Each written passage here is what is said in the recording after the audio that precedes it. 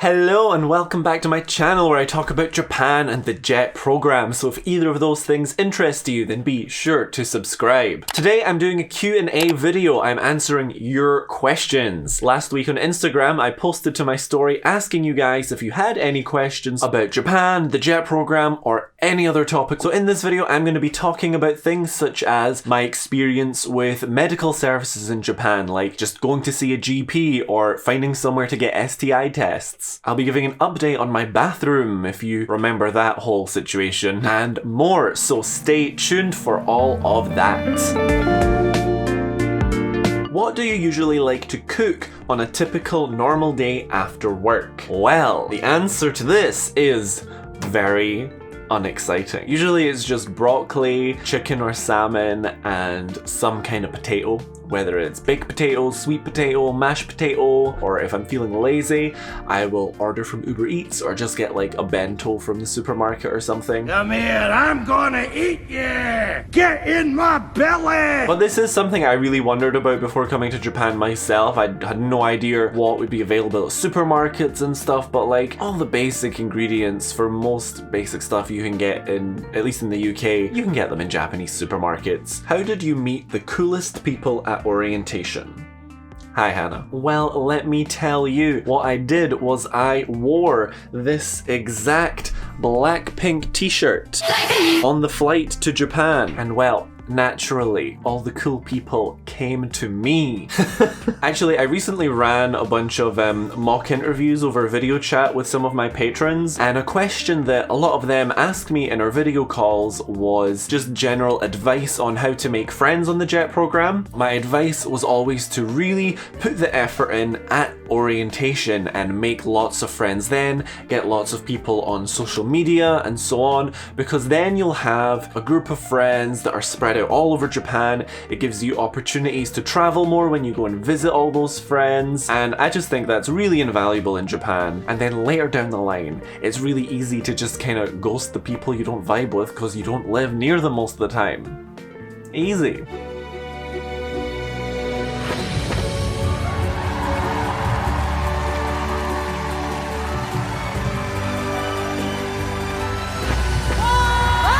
I'm being serious though, like some of my best friends that I've made in Japan, they saw me wear this t-shirt on the flight to Japan from Edinburgh, and they've told me like since then they thought, oh, that boy likes K-pop. Still friends to this day. Have you developed a hunchback while living in Japan? I'm assuming this question is in relation to like because of how much desk warming I do, and also maybe just because I spend so much time editing my videos. I basically spend 90% of my life at a desk. Well, I will say first of all that I'm very much forcing good posture for filming the video, and I feel like I almost had a hunchback, but since October I started going to the gym. It's very unlike me for anyone who has known me for any length of time. I'm actually thinking about making a video about joining the gym in Japan, so if that's something you don't want to miss, then be sure to subscribe. What does your nasty bathroom look like now? Well, if you recall, it's not so nasty the last time you saw it. But yeah, it's doing okay. I got a new shower. That was exciting. I mean, it was stressful because it broke for a while, and I was really stressed because I ended up having to pay to replace my aircon, which is very expensive, and so I was worried the Board of Education wouldn't pay to fix the shower, but thankfully they did. It didn't take too long. Anyway, I'll put in some clips here maybe. Here's my lovely new shower. You'll notice that there is no crank anymore, and that is because it's battery operated now. That's fun. Now it does need a little bit of a clean. So you can see it's getting pretty gross in the gutter. But all in all, she's doing fab. What do you think you will do post-JET scheme? That's a good question. I don't know. So scared. Crickets in here. Don't ask me that. I don't know. For real though, I feel like that's one of the most stressful questions that ALTs get all the time from people back home, from family, or even from people in Japan, just like, oh, what are you gonna do after Japan? And you know what? We don't know. Why do you think we're here? Because most of us didn't know what else to do with our life, okay? Leave us alone. Don't know what to do. As a JET, how has your experience been with doctors, pharmacies, dentists, etc.? Well, I'm lucky to be near a lot of big cities, which are a lot more international. I didn't really have any problem finding an English-speaking doctor that I use as like a general GP. His particular clinic has a walk-in session most weekdays in the evening, so I can just go after school if I need something. And I can also email him any concerns I have for free. He's also referred me to English-speaking specialists when that was necessary, and overall it's a great time. In general, medical stuff is really cheap because of the national health insurance that you have to pay. It comes straight out your paycheck, so the government covers like, I think it's 70% of most non-elective medical stuff, and I think that includes like the dentist and things like that as well. Dentists in general, I don't really know much about. I haven't been to a dentist in like 3 years, so like pray for me. Show me your teeth. Open your mouth, boy. Pharmacies, for me specifically, the doctors I go to, if he prescribes me any medication, that clinic also provides it, so I rarely need to go to a pharmacy, but you'll also find them inside most bigger drugstores, and there are lots of drugstores around for more general non-prescription stuff. What else can I talk about? Oh, so if you want to get tested for STIs, important stuff, people, then usually in the bigger cities there are free clinics available. I would definitely recommend doing research into those over going to like your GP or any kind of other doctor about it, because they are expensive. Even with the 70% or whatever that's covered, those tests are so expensive from like your doctors or whatever, at least from the perspective of someone from the UK where we have a free national health service. So I imagine if you're coming from America, it'll maybe seem like pennies. 100, 200? Dollars. Yeah. The average is about 10 grand. It can go up to 30,000. 10 grand! That's mad. Oh, no thanks. And for all you gays out there, if you're wondering about accessing PrEP in Japan, it did recently come under the national health insurance, so you can get it from your doctors in Japan now. But again, by UK standards, it is still expensive. And so personally, I would look for other ways to get it online and stuff over that still. But yeah.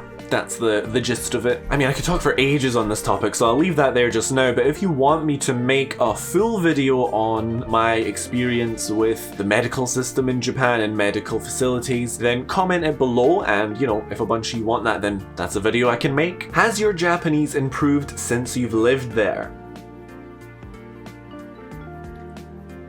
No. I mean, naturally I've gotten more comfortable with the Japanese that I did know pre-coming to Japan, and there's a few scenarios like ordering food and stuff which I've done a million times that I can comfortably do now. But ultimately, no, I'm definitely not conversational, and the reason is simply that I haven't put the effort in to learn Japanese. And if you want to learn Japanese, you're gonna have to put the effort in. You want a hot buddy? You wanna speak Japanese? You better work, bitch. And I just want to be clear that it's not that I'm lazy, it's that for me it's just not a priority, because between my full-time job of teaching and my YouTube videos, which are essentially a part-time job, I just don't really have the time to dedicate myself to that as well. I'd rather focus on my video stuff because that's going to be more relevant for my career in the future. But I did make a video about the time last year when we were working from home for a month. Oh my god, remember that? What a dream. But I made a video at the time where I tried to really intensely learn Japanese for 2 solid weeks, and I think I video called a Japanese person at the start and the end of that 2 weeks to see how much I improved, how long we could talk. So if you want to check that video out, then you can click right here to see it. Is lactose-free milk available in Japan? Almond milk is lactose-free, right?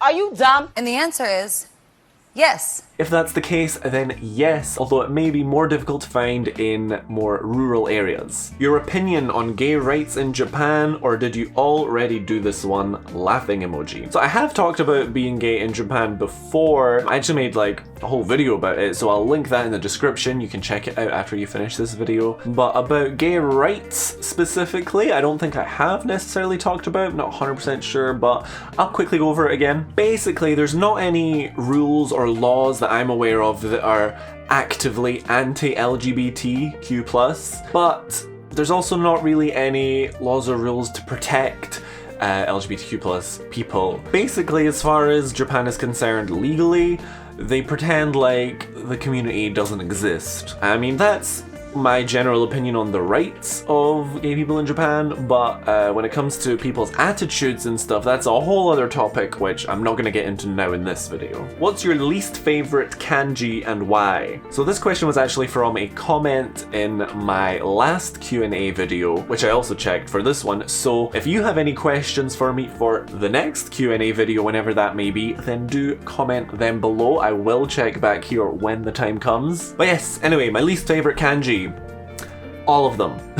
I'm joking, but low-key, I'm not joking. I mean, I've never put in any effort to learn kanji whatsoever. I recognize maybe 3 or 4 of them, so the rest of them are all the same to me because I don't know them. If I had to choose, I guess I would say whatever the kanji means that I have to write when I'm filling out the form to request annual leave, because they are a bit complicated and the only reference I have for what to write is my previous attempt at it, and like with each copy it gets messier and messier. But I guess, yeah, just those kanji because it's what I'm forced to deal with out of all the kanji the most, I guess. What do you miss the most about your best friend Erin? Nothing! Just kidding. Let me think. Getting wine drunk and laughing at old Sophie Ellis-Bextor music videos. Was number 37 oishi? What's the strangest thing you've been sold as food?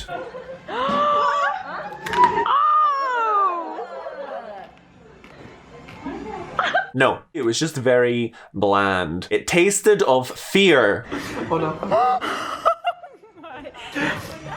How am I supposed to eat that?